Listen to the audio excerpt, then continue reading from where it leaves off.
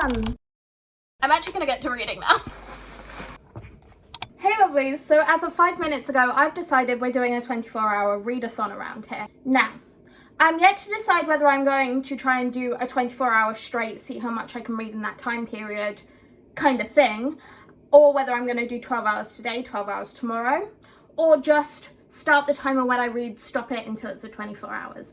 I've seen people do different things, but I grew up in the booktube era of you start at a certain time and you try and stay up and read until 24 hours past that point. It's just turned midday, so we could do 12 hours until midnight, sleep a little, and then 12 hours again, or we could just do 24 hours straight, which I'm leaning towards. For context, I just finished releasing 10 book 6 in the Boys of Tommen series. It is a very heavy book. It's a book where you need to look up the trigger warnings first, and I just need something a little bit light, a little bit fluffy, a little bit of a mental cushion on the back of that as I process all my thoughts and feelings. There's a lot of discourse around that book. There's a lot of discourse about that series and that author specifically, and I'm not going to get into it too much here because that's not what this video is. We will get into it in my July reading wrap up because it's still July when I'm filming this, although you'll definitely see this in August. Essentially, it deals with a lot of trauma and mental health related topics, and that in general way is heavy. There were a few points in there that touch quite close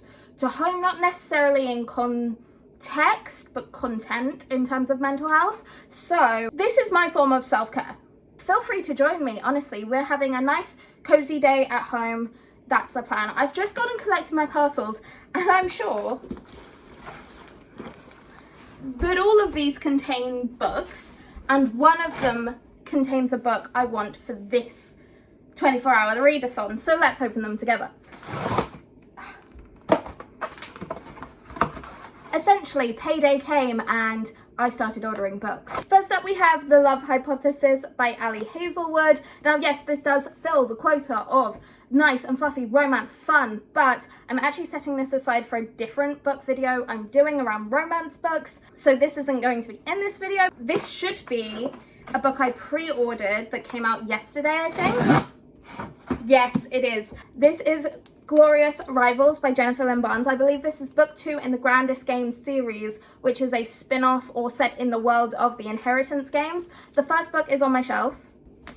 Here she is, and I did read her earlier this year, but where she left off, I anticipate this picking up straight away, and I want to remember all of the little details, the puzzles, the new characters we're introduced to. So I'm thinking I'm going to start this vlog by rereading this one and jumping straight into this one. I love the Inheritance Games world, and I love Jennifer Lynn Barnes as a writer. I credit her for getting me back into writing when I was 10 years old with the Raised by Wolves series.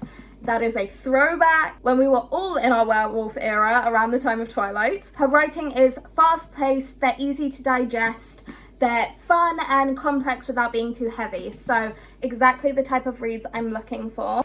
And let's do the big books, even though it doesn't have anything to do with this video. I feel like a big box is always fun. This is from Vinted, and look how well the seller has wrapped this. Like I say, these are Vinted, these are secondhand, but this is book 1 through 7 of the Pretty Little Liars series. I heard everyone saying on TikTok it's 2009 autumn or 2009 fall. I'm filming a little video series where I'll do a reading vlog of the books, and then we'll do a video breaking down the books versus the TV shows. I'm planning Pretty Little Liars. There might be some other 2000s TV shows in there as well. Maybe The Vampire Diaries. I know at home I have a couple of those books. Now for other books to actually read in this video, I have The Chase, which is the first book in the Briar U series by Elle Kennedy. This is the follow-on series from the Off Campus series. This one has Dean's sister featured as the main character. I've read Off Campus. I haven't read this series, but again, it would be light and easy, fun to get through. That's the kind of read I need right now. And another option is The Wedding People. I've seen a lot of people talk about this.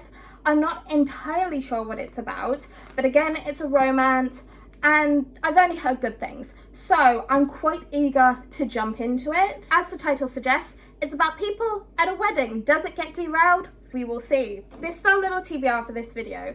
These two being the fun, puzzle-based books they are. Then we have a hockey romance, and actually if I love this I might just continue with the series, but we also have a more traditional romance as well. It's 12 past 12 let's get into the Grandest Game. But first I'm going to grab a drink. Like all good reading ventures, we have a little drink. This is the apricot and strawberry edition.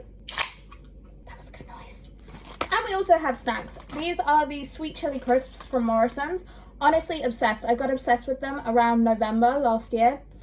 They live rent-free in my brain. Let's start with the Grandest Games and my terrible posture.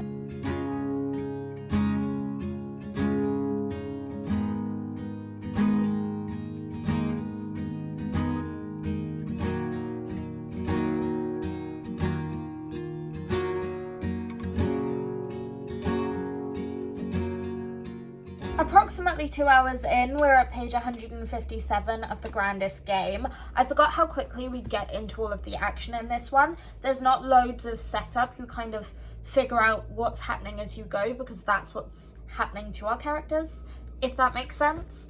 We're also at the point where we're starting the first of many hairstyle changes of the day because my hair is annoying me, but I am a product of the 2010s, so we always face frame. I realised I didn't really explain what this book is other than the fact that it's the Fuller One series from the Inheritance games, which I know loads of people read and loved. I definitely did.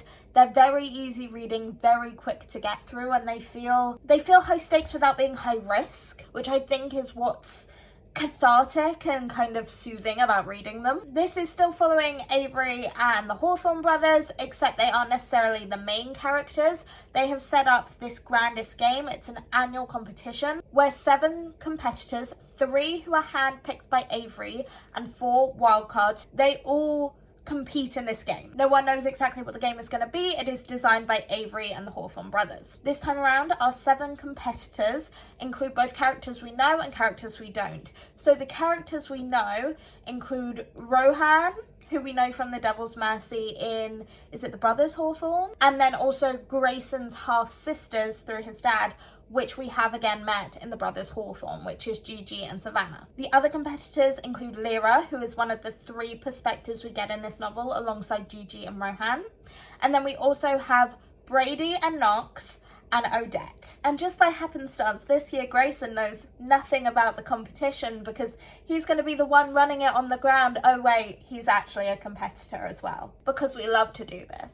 So we have a lot of different characters, but I think the fact that we have 3 different perspectives doesn't overwhelm us out of all of the 8 competitors, but it still allows us to get a glimpse into all of those characters through a portal perceiving others, especially because those 3 characters, at least for the beginning of the games, end up on 3 separate teams, so we get an insight into each of the teams going on. Like I say, I'm 157 pages in, so that's just under halfway. I'm taking a leisurely approach to reading today. We're going at a slow pace, we're doing this at our leisure, and also because if I'm going to be reading for potentially 24 hours, obviously with breaks I'm going to make dinner, so there'll be some breaks in there, but I don't want to burn myself out on the first book, obviously. And as I say, my terrible posture, because I don't think I've ever read with good posture. I'm also going to take the dust jacket off because I'm not a psychopath. I don't read with a dust jacket on.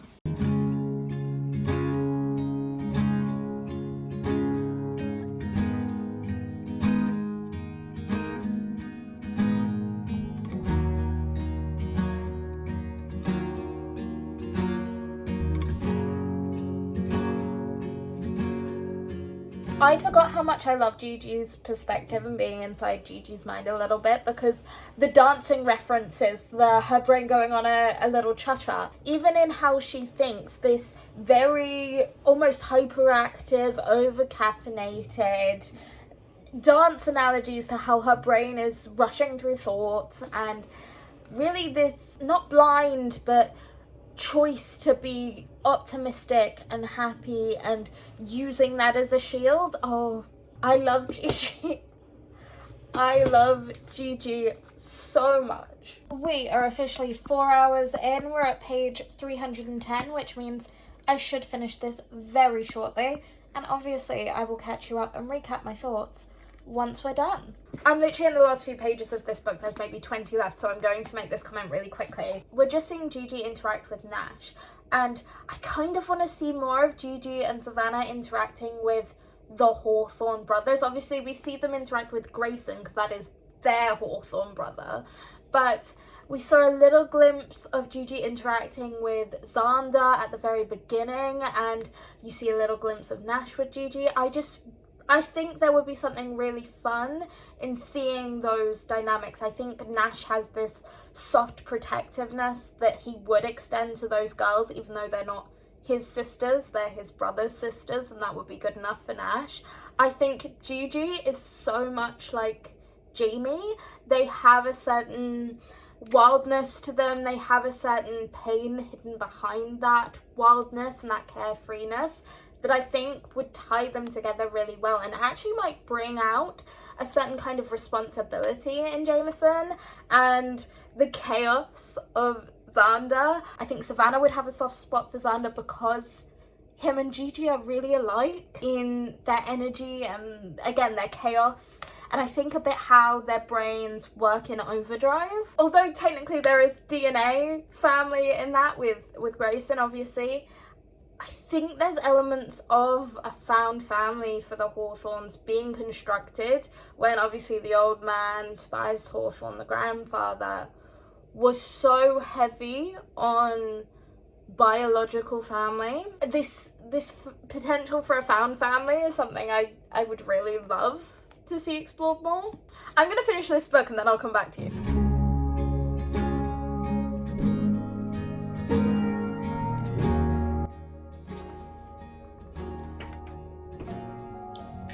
Okay, we have finished with about 15 minutes left of hour 5, I believe. 4 hours 45 is what it took me to read this at a leisurely pace. This is The Grandest Games. It's Jennifer Lynn Barnes. It was fast-paced, it was engaging, it had fun riddles and puzzles, obviously. But the most interesting thing in here for me was our characters. It's a really interesting cast of characters, not because each individual character is interesting, although they are, but having each of them together in this setting is what makes them extremely interesting to me. From my limited memory of Caraval, there's definitely some Caraval vibes to this, as well as obviously the Inheritance Games vibes anyway. I personally love that we get to see glimpses of Avery and the Hawthorne boys. The characters chosen for the point of views in this, which is Lyra, Gigi and Rohan, I think were the best character choices. I'm really, really happy that we get to see more of Savannah developed separately from Gigi. She, as the sensible twin, was developed a lot in the context of Gigi previously in the Brothers Hawthorne. So I like that we're seeing her independently. Rohan was very interesting as a character from The Devil's Mercy. And obviously in that, he's not painted to be a character we're meant to root for or like. Whereas I think we humanize him a lot more in this book. And then you just have the typical Hawthorne complexities, dramas.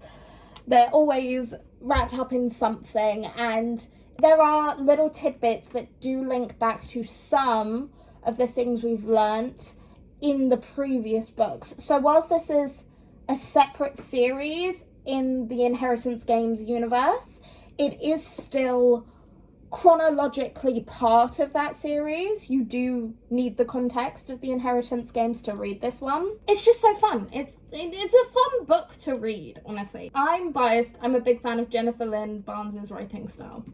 But, like I say, it leaves off on a cliffhanger. So now we're on to this one. Really, this was just homework for me to be able to read this one, which is slightly thicker.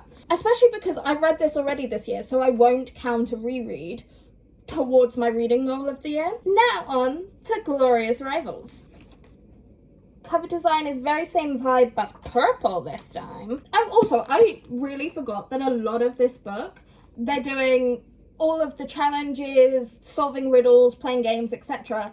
in full, like, ball gowns and tuxes. As a girl who has attended a 12-hour ball in her time, that gets tiring. Especially, like, a ball gown. Having that much fabric, it just gets tiring. So, honestly, impressive. I think I'm gonna order some dinner. Since I'm filming, I mean, why not treat myself? Not have to make something. So I'm gonna order dinner and I will come back to you when we start this book. Burger ordered. I did a chicken burger situation. It will take like 20-30 minutes to come. So whilst hour 6 has just started, let's get a start. Let's make a start. Once we get food, obviously we'll take a little break and then we might change location. But we'll see if we pick up where we left off. Oh, we have it confirmed. There's a third book. We have it confirmed. There is a third book in the Grandest Games. It's going to be The Gilded Blade. I need to look up when that comes out so I can pre-order. Even though this just came out. But I know I want it. So this does link to... And Jamie... And, oh, A. That makes it sound like Pretty Little Lies. Here's A. But those of you who know, like, A is an untapped, or not untapped, but such an unknown entity that looms large. My food arrived. I promise going to get this required leaving this sofa. This is just the place with half decent lighting. We got about 24 pages into Glorious Rivals before I had to go grab this. We have a new point of view in this. We have Grayson, which, because the setup of the game is changing, could make a lot of sense. But we'll see. For now, we ordered from Mighty Burger on South Street, which I'm fairly sure is a ghost kitchen. A lot of the burger places, there's a lot of options, but none of them, I believe, have like traditional storefronts. And when you order from them, they all seem to have practically the same menu, and they come in the same kind of containers. So honestly, I think they're probably all the same, but there is difference in pricing for some reason. We have just some fries. This is garlic aioli, which a garlic mayo, garlic aioli with fries is my favorite thing. But they actually give you like a decent amount of this. It makes me think of like the little puppuccinos, those little things. And then my bread and butter, a little chicken burger. I'm going to enjoy this and then we'll get back to reading. We're going into hour 7. I'm about to go change sceneries, change placements, because I've been sat on my sofa for a while. So we're going to go over to the communal study space. There's these beautiful like wingback chair situations. Don't know how much I'm going to talk, because if there's people getting work done, I don't want to disturb them. But we're going to go get to reading. Let's go.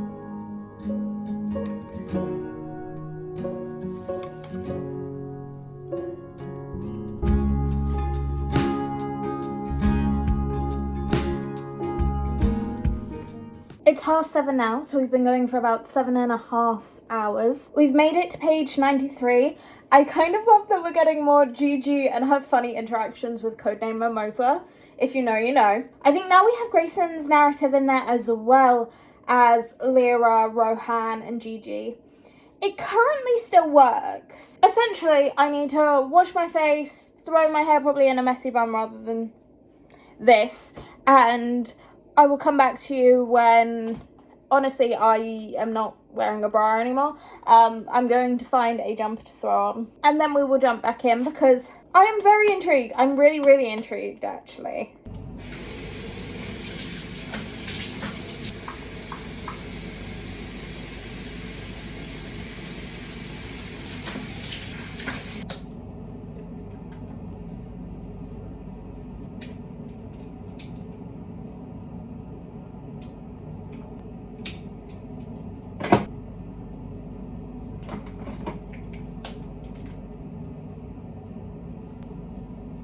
For those of you who haven't known me, when I was in my Durham University era, I am a proud Hatfielder. We get a bad rep, honestly. We get a bad rep. Anyway, we're going to dive back into reading. Like I say, I will take the dust jacket off. Let's get stuck back here.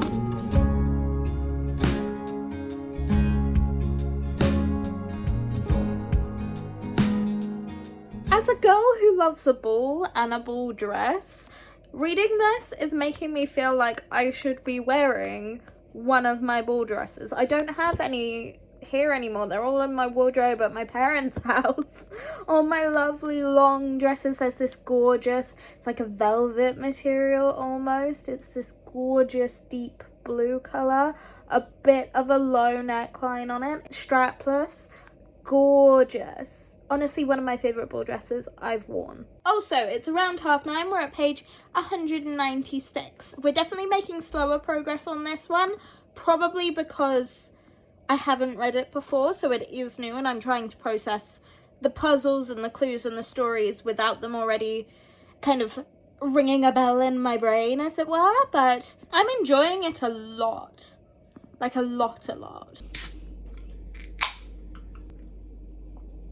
So crisp, so cold, exactly what I need. What I love about Jennifer Lynn Barnes is that we have so many branches of this tree, this family tree, but also the story, all come back to the same point, but you almost forget how interlinked all of them are, right? And then something happens and someone appears and asks a very specific question, and you realize how interlinked they are. The individual puzzles and games, they move the plot along, but the actual plot is the people who are also the puzzle pieces. It's almost the familial and social politics of it is where the interest and the intrigue lies. A little bit Pretty Little Liars in that way. People and their actions and the consequences are all of the puzzle pieces. We are officially 11 hours in and we've just reached 300 pages, so we have about 110 left. Hopefully by the time we're halfway through this challenge, or maybe just a little bit over, we will be done. I anticipate that these 100 pages are going to go by quite quickly, and my god do I have thoughts, but I need to get through them so I can then round up my thoughts with you. Okay, it's just coming up for 12:30, so we're just over 12 hours into this whole challenge thing. We have finished Glorious Rivals, and oh my god, did so much happen in the last 100 pages. I feel like I've definitely babbled to you in some incoherent ways, so I don't know what has actually made it in thus far about this book, but let me summarize a little bit. First, I kind of realized towards the end of this book, in my head, I'm reading the name, it's either Rohan or Rowan. It reads Rohan, right? And that is a name, but it also could be Rowan, because I've known people with that name pronounced either way, and I feel like they don't specify enough about his heritage for me to really know. So I potentially have said his name wrong. He's either Rohan or Rowan, and I'm not quite sure which. I definitely was dubious at first, and I mentioned it to you guys, about there being an added point of view, that we got a Grayson point of view, especially because he's with Lyra for so much of this novel. I thought it would get a bit repetitive because there is an external threat. He's the behind the scenes, he's the Hawthorne of it all, even though he's in the game, if that makes sense. So let me give you a little bit of explanation. I'm gonna try and talk about this without spoiling the first book, which is going to be difficult. This literally picks up where the Grandest Game, the first book, finishes. So it's a direct continuation of the first book. I do think I really gained something from reading the first one again and then reading this one straight away. It's so fast paced that I feel like to know all the nuances going on, that really does help. Both of these books I think take place over maybe 3 days total, which I'll be honest, it does mean, because there's a lot of romance and kind of romantic tension going on in this book across different couples. It feels a little bit insta-lovey in certain ways, especially when it comes to Grey's stuff in here. I don't love insta-lovey type of things, right? But it's not in the way that romance authors just use it as a lazy way of writing romance. The plot can't really allow for a longer development. The plot is bound by time limits. I like that we got to see a little bit more of the Hawthorne brothers here. Rohan or Rowan, he has become honestly one of my favourite characters. I think internally he's quite fun and complex, and his perspective chapters are some of my favourites. Gigi is still one of my favourite characters, and especially I think her internal monologues on happiness and choice of happiness is very interesting when you then contrast that with Grayson and how he has a same kind of ability to control his emotions, but he goes about it in a very different way. Another cliffhanger, we're developing the whole world and how it works more. We're developing more about Tobias Hawthorne's past and bits about the grandfather that the boys still don't know. There's a lot of mystery going on here. Honestly, I think this might be a 4-star read, just because I do think the romance felt a little bit rushed. How much do you know someone after 72 hours? Like, I know you spent those whole 72 hours together, but how much do you actually know someone? Anyway, I've had a lovely little ramble. I need to pick my next book. I think it's hockey romance time, guys. We are going to read The Chase by Elle Kennedy next, like I said in the intro to this video, although I don't think she was very coherent. This is book 1 in the Briar U series. It's the next series on from the Off-Campus series, which I did read all of earlier this year. These are fun, they're cute, they're fluffy. Are they the best written things in the world? No. But are they enjoyable? Yes. And I think that's all I need, really. This follows Summer's story. Summer is kind of the wild child fun sister of Dean, who we met in Off-Campus, actually one of my favourite characters in the Off-Campus series, and she gets kicked out of her school, her university. I believe there's some arson and a sorority house. Anyway, she has transferred to Briar U just after her brother has graduated, and there's still some hockey boys around. I feel like I'm lagging already. One thing I kind of think that is I actually hate having lights on. I know that is a requirement of reading, otherwise I will wreck my eyes further. And my eyes are bad, like, distance, but not for reading, and that will be a travesty the day they go. Having the big lights on is making me more tired. I don't know the science behind that, but I think it is. So I'm thinking maybe it's the time for a couple of hours of hibernation. Now, obviously, I can't read the physical copy of the book while I'm in hibernation, but I realised have this on Kindle. I only have number 1, like literally this book, not the rest of the series on Kindle. I do have the paperbacks of the rest. I might read this, but it's going to be read on the Kindle app on my phone. I'm going to stop rambling and lay down, and I'll update you in a few hours, and I'm not going to fall asleep. So hey boos, I kind of lied a little bit. I know I said I was going to do 24 straight hours. How much could I read? And then I said I was going to read on my phone in the dark as a little rejuvenation process for myself. Now I went to sleep. I kind of forgot that there hits a point when it's dark outside that I get a little bit anxious and paranoid if I'm still awake. I realised, no, these days I need sleep because otherwise my mental health doesn't appreciate me. So we went to sleep and we woke up bright and early. I realised if we did 12 and a half hours yesterday, we can just do an 11 and a half hour day today. And then we've read 24 hours. Look, we're being smart. We're doing it that way now. So I got up, I washed my hair, and midway through shampooing my hair, our fire alarm went off. I did not appreciate it at all, my lovelies. I was not a fan. I did not enjoy myself. I literally still had shampoo in my hair. It was a whole thing. It was a whole thing. It took up a lot more time than I was anticipating. So it's around 12:30 now. We're essentially just going till midnight. That's the game plan. We are reading The Chase. We're at page 35 in this one. I forgot how much I love Summer as a character. She was in Dean's book and she's just so fun and bubbly, and I liked her. So we're going to get back into reading. Oh, we have our trusty Rebel companion. Yes, I bought a whole case of these, so these are just sitting in my fridge right now. And yes, we're back on my sofa. I live in a studio flat, okay? There's very few options of where I can actually sit comfortably and read because I have a desk chair. I could read at my desk. I have an additional chair, but that's like the clothes dumping ground chair. You know, girlies, you know. On this sofa, I'm right next to the window, so you know, good lighting. We're also doing a no makeup day today. The bags under my eyes from writing a dissertation are really real right now. I didn't realise they looked that bad. Anywho, let's read.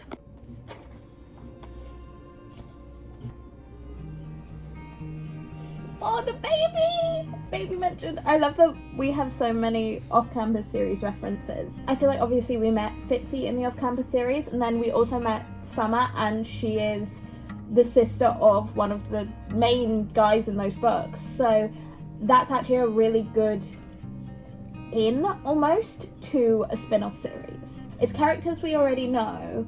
It's close enough that it feels familiar. It doesn't feel too far departed from the world we've already read about, but it's still a new era.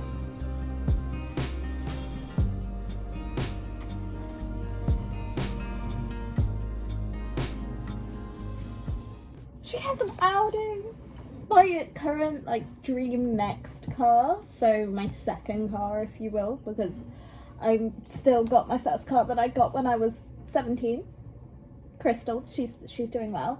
My dream next car is an Audi A3, the saloon, not the hatchback, an automatic, because I have a terrible tendency to pull off in second or third gear. That is just one of the bad habits I literally got into when I learned to drive. So I think for the safety and health of a car, maybe I should drive an automatic. I want a Daytona Grey A3.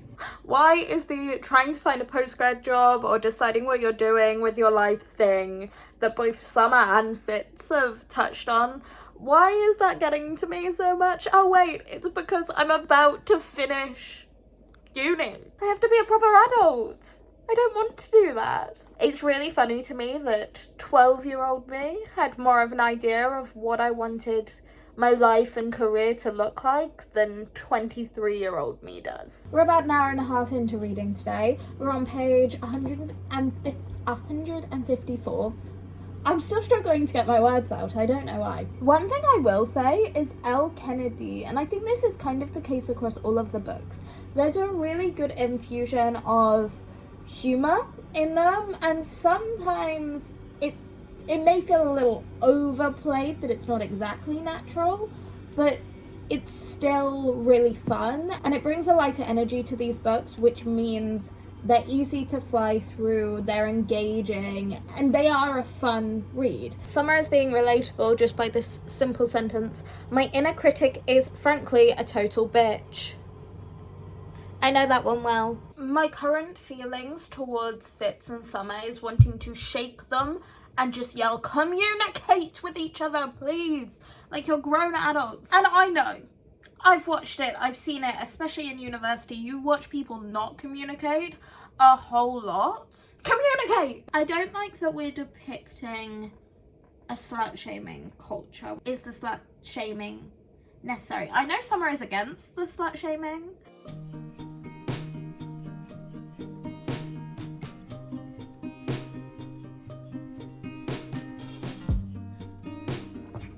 All I'm gonna say is New York at the hotel. Dean coming into the penthouse. Funniest part, hands down. Oh, I've missed Dean. We just hit hour 5 of reading today, and we've finished The Chase by L. Kennedy. I definitely think this is a solid 3-star read.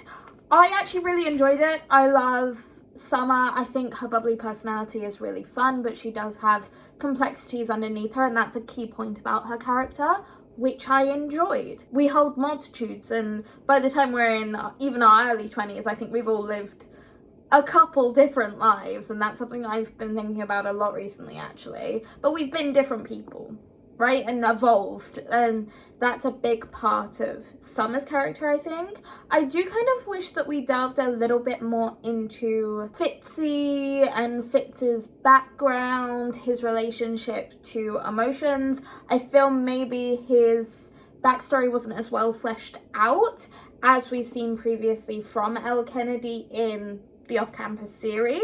And whilst I do think the general tone was anti a lot of the slut shaming that was going on, because there were elements of slut shaming, whether that was someone talking about how in previous friendships she'd hold things back in fear of it, or whether it was actual altercations involving it. I just feel like it emphasized the prominence of slut shaming a little bit too much. I didn't love the execution of how it tried to combat and stand against it, because in fact just promoting a more sex positive message would have achieved the same goal, I think. I don't know whether I'm going to go to the next one in this series or go into a different book next, but before I even sit down to do any of that, I'm gonna make some nachos and then we'll make a decision. I'm fueled. We have options. First we have The Wedding People. This is an option. I'm going to read you the back. Phoebe Stone arrives at a grand beachside hotel in Rhode Island wearing her best dress and least comfortable shoes. Immediately, she is mistaken for one of the wedding people, but she's actually the only guest at the Cornwall Inn who isn't there for the big event. When the bride discovers her elaborate destination wedding could be ruined by a divorced and depressed stranger, she is furious. Lila has spent months accounting for every detail and every possible disaster, except for, well, Phoebe. Soon, both women find their best laid plans derailed and an unlikely confidant in one another. Which sounds interesting. It sounds like there's a little bit of dysfunction in here, which I love. The other option is Say You Swear by Megan Brandy, which I'm fairly sure I've seen people crying over this book on BookTok, which I do like an emotional book. This 24-hour readathon was to get me over how emotionally heavy releasing 10. I always want to call it reclaiming 10, and I think that's because for a while we thought it was claiming 10 that was coming out, but it was releasing 10. Anyway, I'm trying to get over that. Do I want another emotional read? I don't know, but this is a lot more brief on the back. For years I've dreamt of what college life could bring, and while some things changed, there was always one constant. It didn't matter how wild I allowed my imagination to run, my future was clear and he was it. Until suddenly he wasn't. And now there's a new man in my life, one who isn't afraid to go after what he wants, and what he wants is me. I'm leaning to The Wedding People because I just read a college sports romance, and I believe this is obviously college, but from the cover I believe it's football. Even though the last one was hockey, I feel like maybe let's not do 2 college sports romances back to back, and let's do this one, which I've heard people say is one of their 5-6 star reads. So people rave about this book. I'll be honest, my motivation to do anything has really just, it's taken a nosedive. I am very, very unmotivated right now. I haven't started my book. I have been doom scrolling. We are safely tucked into bed. I have about 4.5 hours, I think, left on my clock for this challenge. Realistically, we should be able to take a good chunk out of this book. We are 14 pages in, and I don't know what I was expecting, but it's not this, and I'm intrigued. Also, yes, this is a Halloween blanket. No, I will not be taking questions. We're just shy of about 8 hours into my reading today. We're on page 53 of The Wedding People. I'm really enjoying the interiority of this text, and I like the narrative voice we have going on from Phoebe. I think it's definitely an interesting one. I don't think this is going to be as quick to read as something like The Grandest Games or a hockey romance or any kind of sports romance, but I definitely have a feeling that it's going to be an interesting and an emotional read. There's definitely a lot of trying to garner meaning, I guess, going on here from life, from career, from what you want from life, which is really interesting to read about. So we have come to the end of our 24 hours of reading. We got through 177 pages in The Wedding People. I am really pleasantly surprised at this book. I didn't know what to expect, and the blurb really doesn't give much away. Somehow there is this really introspective, almost stream of consciousness writing that I sometimes find hard to get through.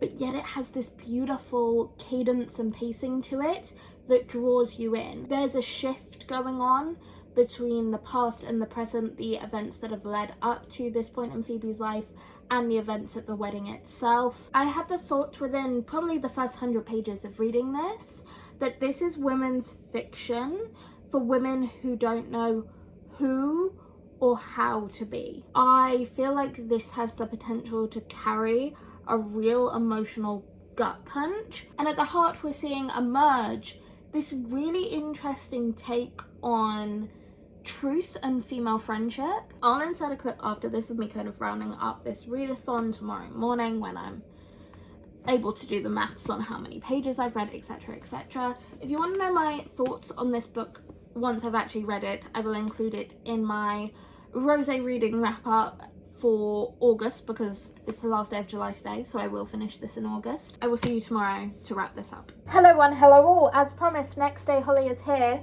to talk what we got through in the 24 hours of reading. We got through 3 and about a half books, which comes to 1,346 pages. That's not bad going. There are some months where I haven't even read that. So I'm saying we made really good progress. This was my first time trying to do a 24-hour readathon, hence why I went into it not really knowing what approach I wanted to take. I think I definitely want to introduce one kind of seasonal readathon though, whether that be romance in summer, spooky season, Christmas readathon, that kind of thing. I want to try and implement that, I think. And I think how we're going to do them going forward is, rather than trying to stay up 24 hours, we're going to look after ourselves and care about our mental well-being. And instead of going sleep deprived, I did that for enough years, what we're going to do is over 2 days do 12 hours of reading each day, which is how I know a lot more people seem to be doing them nowadays. Probably for the better, to be perfectly honest. I will catch you soon. I don't know what my next video is going to be, so I will see you then, whatever it is. Let me know down below if you're interested in the seasonal readathon idea. Let me know if you've read any of these books and what your thoughts were, especially on The Wedding People, since I've not yet finished it, and we can have a little chat on what our collective thoughts are. But that's it for this video. Don't know what the next video will be because I usually don't, but I will see you in whatever that video is.